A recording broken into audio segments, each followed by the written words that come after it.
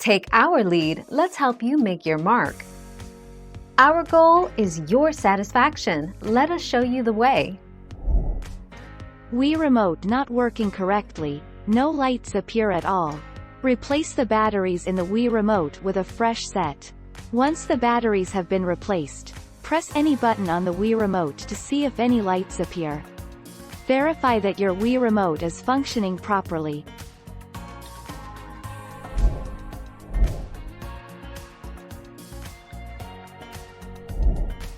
Take our lead.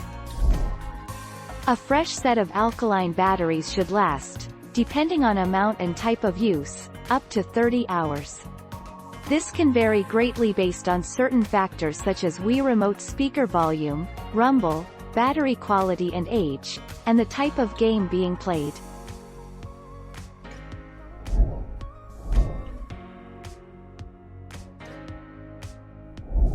Let's help you make your mark. The Wii Remote has 4-player LED lights that are used as various indicators. The LED that is illuminated indicates the player number. Blinking LEDs indicate the Wii Remote is attempting to sync.